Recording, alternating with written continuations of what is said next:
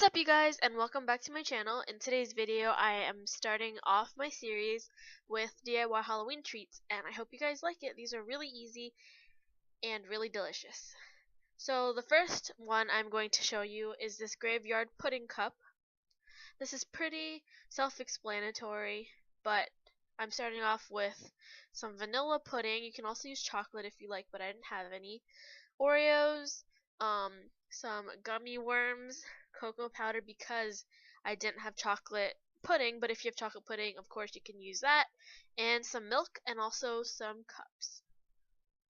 So these are perfect for parties, and you can always make them smaller if you want.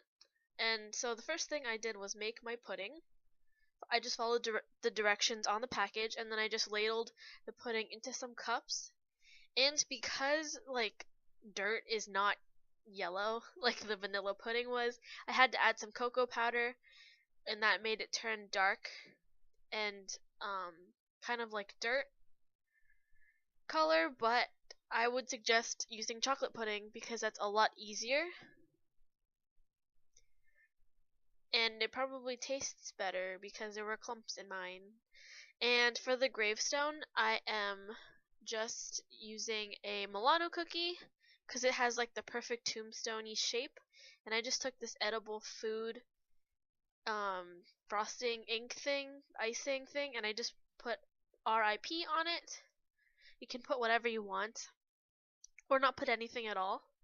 Then I just crushed up some Oreos, placed that on top, as well as added the Milano cookie into the top, and then to finish it off, I'm just using some gummy worms to make it look like worms are coming out of the dirt at the cemetery. And that's it. It's super cute and pretty good. I enjoyed this one, and I hope you guys try this one out also, and let me know how you guys like it. You can also use tons of different candies and treats to put on top, but that's what I just used. So for this next one, I'm showing you two different things here, I guess. First off is this Frankenstein Oreo and a ghost brownie. So starting off, I have two Oreos and a brownie. So with the same black edible gel ink thing, I am just using that, candy melts, green and white, and also a marshmallow. So starting off with the ghost, all I'm doing is just melting some white chocolate, and I'm just going to dip the bottom of my marshmallow into it and just sticking it on top. And then I melted some green candy melts. Obviously my microwave isn't that good because my candy melts were not smooth at all, which was pretty disappointing, but it still worked out okay. I'm sure it'll look better if you can actually dip it into like liquid candy melts, but mine wasn't exactly a liquid. So I'm just covering the Oreo with the green candy melts until it's coated, and then all I did was take my black gel ink thing and I just put eyes, a mouth, and the little like horns or like the stitches on the side of his head and his hair.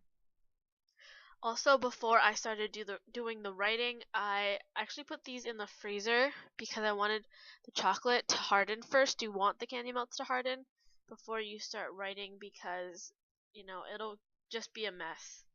And since my candy melts didn't melt correctly and my Oreos didn't get covered very well, I just ripped off a little bit of the like excess that was hanging off the sides. But yeah, that's all I did. Then here's the clip of me putting the face on. It was a little hard because the gel was a little bit thick, but I think it still looked kind of cool. It's a Frankenstein and they taste delicious too. So this one's super simple also, and then like I said before, all I did was dip the marshmallow into some candy melts and then just stuck that on top of the brownie, and it's kind of like a ghost coming out of the ground a little bit.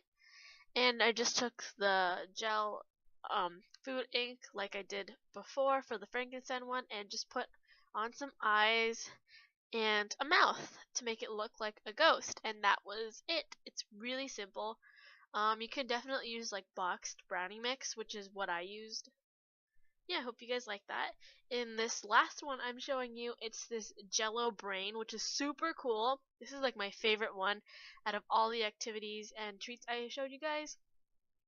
So I have a packet of gelatin, 2 packages, and then I also have a pack of strawberry jello and some milk because we want to make it kind of opaque, I think you would call it. And then I also got this brain mold from Dollar Tree. You can also find these online, and I'll try to find one down below and link it for you guys. So all I did was spray my molds first, and then I just made the jello like normal. I just put the jello in, and then I added extra gelatin to make it more finger jello-y. Added some water, followed the directions exactly, and then added some milk. Instead of the cold water, I added cold milk, and then I just filled up my brain mold, and then I put that in the fridge to harden, and that's it. Super cute and super scary. I hope